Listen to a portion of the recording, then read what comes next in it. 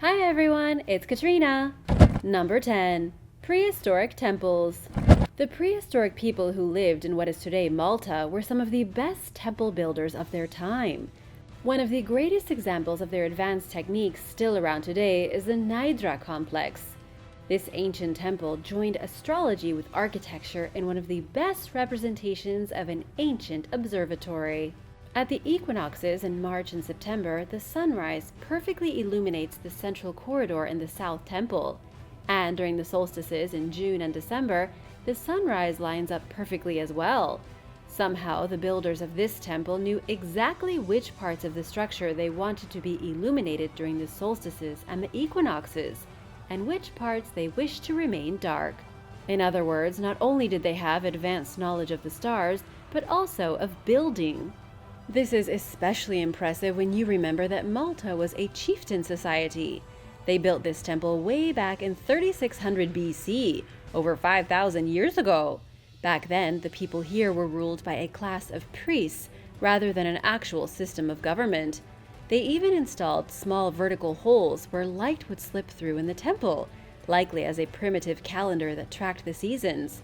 Experts believe the builders probably had to work at night and use this star cluster called Pleiades as a type of rough guide, making sure all their structures were lining up perfectly. However they managed, this structure is a feat of incredibly advanced ancient engineering. Number 9. Ancient air conditioning. Air conditioning came about in its modern form in 1902, but for thousands of years before that, people still enjoyed air conditioning. They just did it in a very different way. For example, it's believed that the ancient Egyptians were the first ones to experiment with cooling their homes. When the Egyptians were dealing with scorching temperatures, which was most of the time, they would hang wet mats over their doorways. This might sound kind of silly, but it's pretty scientific. When the water from the wet mats evaporated, heat got sucked out of the house.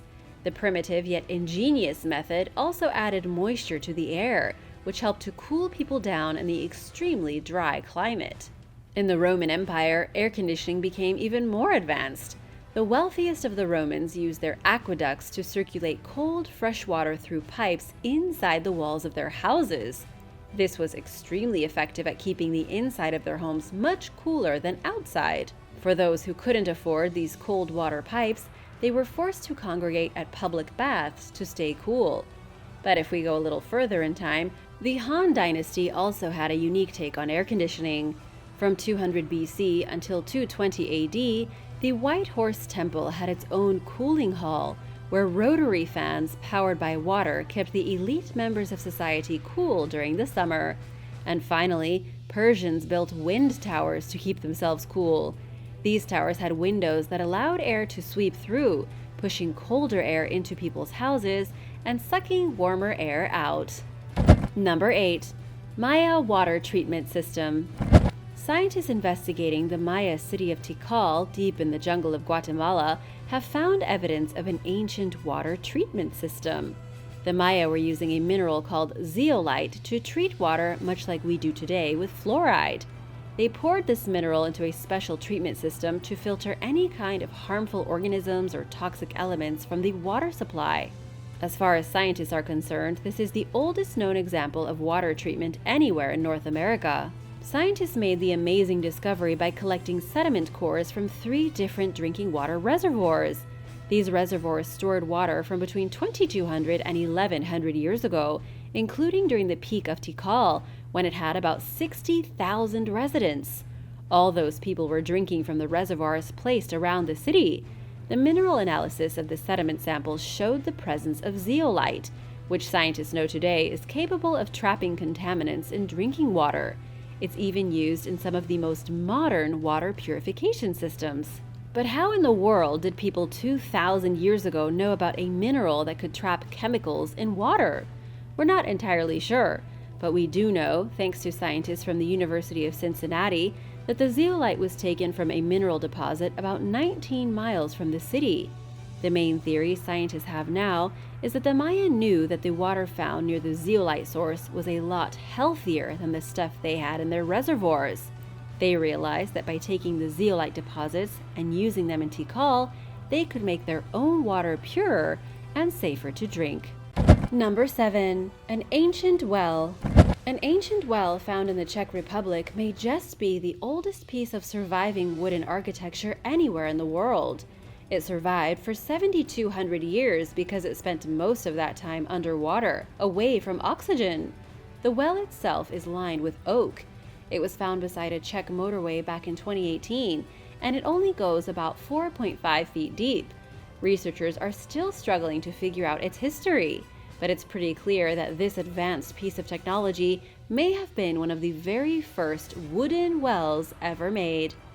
To understand when the well came from, an archaeological team analyzed the rings found in the wood and radiocarbon dated the material. The well was made from oak trees in 5255 BC. This was near the end of the Neolithic period, a time when humans first started farming. According to the analysis of the structure, whoever built this thing had a shockingly sophisticated understanding of technology. It actually looks more like something that the Romans would have built some 5,000 years later. And to make things even more bizarre, nobody has any idea how the farmers managed to create such an advanced structure. To us, it's just a wooden well that farmers use to gather water. But it would have required precision craftsmanship and complicated tools that Neolithic people simply didn't have. Remember, these guys were using rock tools. They were hardly even out of the Stone Age and were still carving axes from animal horns. How do you think primitive Europeans over 7,000 years ago figured out how to make a well of the same quality the Romans were building much later?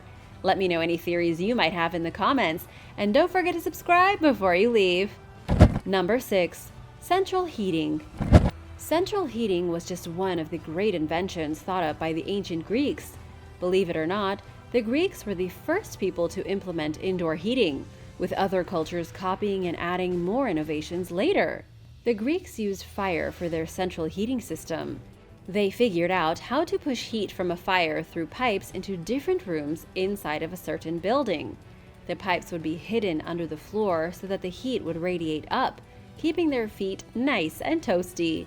It would also fill the room with pleasant heat, just like any house today that has underfloor heating.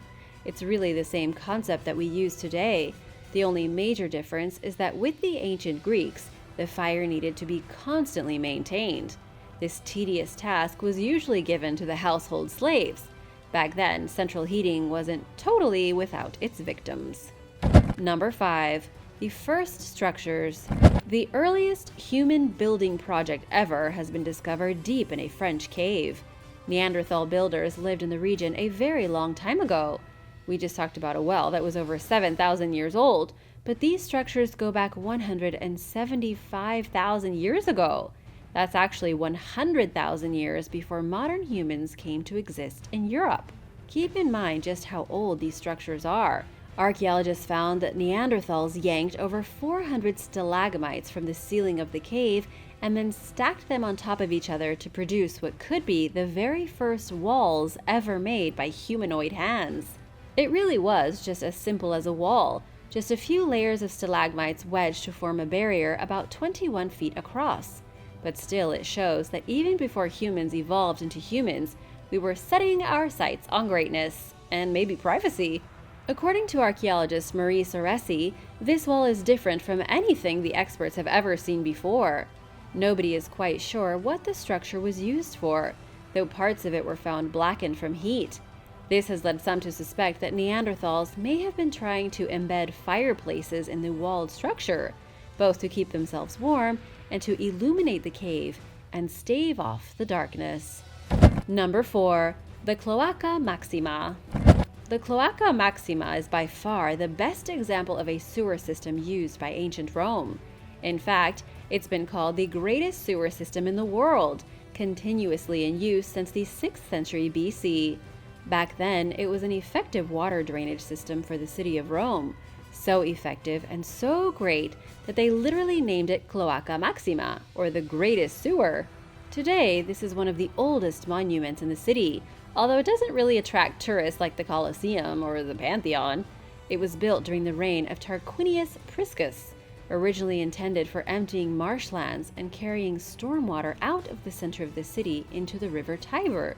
300 years after its inception, it became a sewage system as waste from public baths and latrines were redirected through the Cloaca Maxima. The sewer system continued to expand under the rule of Augustus Caesar in the 1st century. He expanded the system to include the flow from 11 major aqueducts. Parts of the sewer were restored during the Renaissance.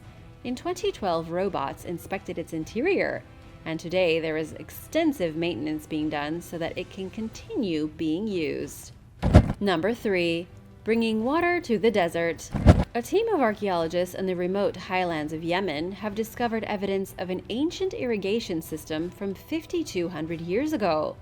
This is direct proof of advanced irrigation techniques from a time when human beings were transitioning from hunting and herding to settling down and growing crops.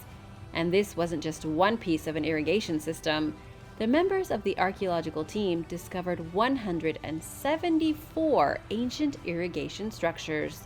According to Michael Harrower from the Department of Anthropology at the University of Toronto, the earliest farmers in the region of Wadi Sana faced massive environmental challenges. There was barely enough water for them to grow crops, so they managed themselves to develop hydrology techniques to capture water runoff from summer monsoons. With these techniques, they succeeded in transforming the desert into a lush oasis. And while irrigation systems might sound pretty boring, the truth is that by bringing water to the desert, these people were able to eat food grown as a result of regular water access and prosper.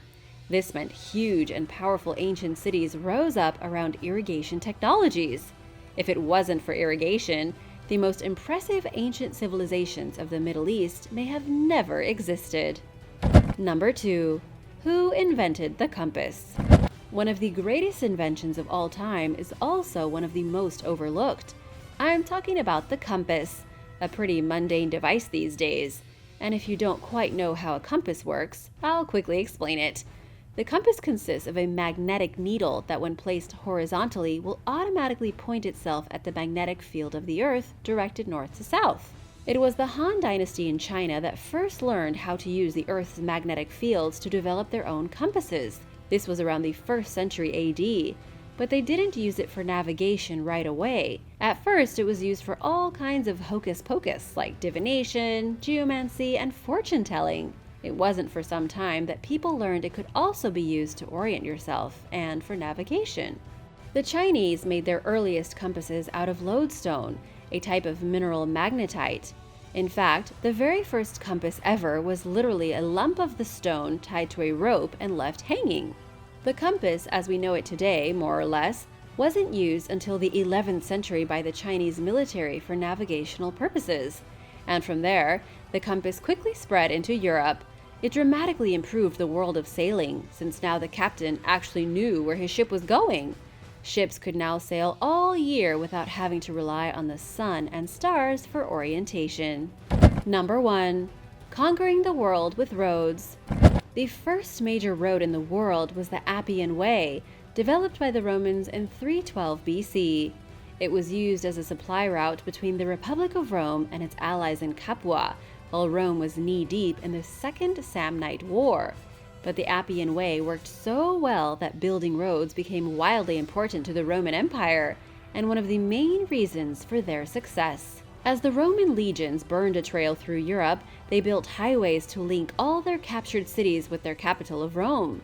This is where the saying, "all roads lead to Rome," come from. Because when roads first came into existence, they all literally led back to Rome. Soldiers could move very quickly, traders could follow the roads from town to town, and the world was propelled blindingly fast into the age of globalization. But the Romans also made their roads incredibly well. The design was impressive, with retaining walls on either side of the road and 3-foot trenches. The bottom section was made of leveled earth or sand, then a layer of small stones, a foundation of crushed rock and gravel, and a surface layer of hard blocks made from either gravel or volcanic lava. And yes, many of these roads still exist today. The one I just told you about at the beginning, the Appian Way, is still around right now and almost perfectly preserved. Roman roads were even used up until the 19th century in a lot of places in Europe. The Fosse Way in Britain is still used by bikes and foot traffic, while many Roman roads line the sides of modern highways. Thanks for watching! What do you think was the most impressive ancient technology? Let me know in the comments below. I'm pretty impressed by the water filtration system of the Maya. For more great content, be sure to subscribe, and I'll see you next time. Bye!